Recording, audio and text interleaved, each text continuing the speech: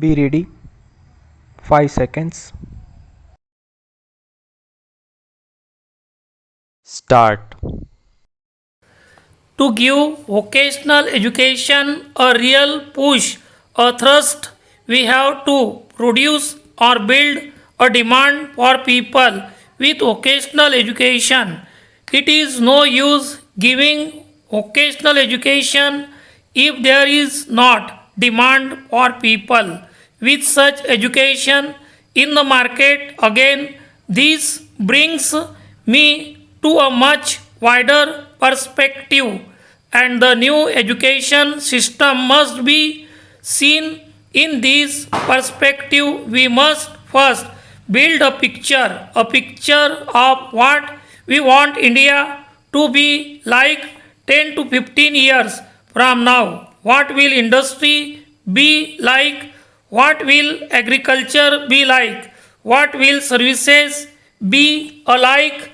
What will all the order departments in the country be like? From what we must work back and build an education system which will serve those needs. If we are to be given vocational education, if we are to produce better motor mechanics or better carpenters or better builders or whatever, there must be a demand in the market. There must be understanding why it is better only, then it will work para. So, all these linkages must be built, must be thought about now. There are also linkages that must be built into the system between the various departments that handling education. We have the agriculture universities under the agriculture ministry.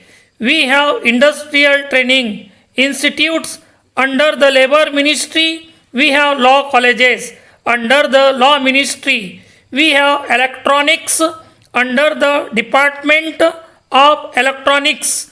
This is a part from what the center does and what the states do. There must be proper understanding between each of these segments. If we look at a specialized college or institution, it must not have such a narrow vision that a full education is not given to students coming through those units.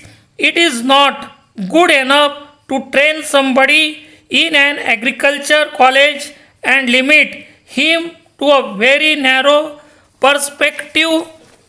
The basic requirement of education, which is building the character of the individual, which is preparing him to face the world when he leaves the institution, must not be lost sight of only because an institution is highly specialized in a particular field para.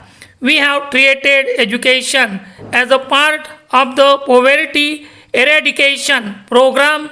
Me, because as long as the children of the poor people do not get good education, poverty cannot be eradicated today. However, we find another problem before us, a very serious problem, that is of unemployment of the youth.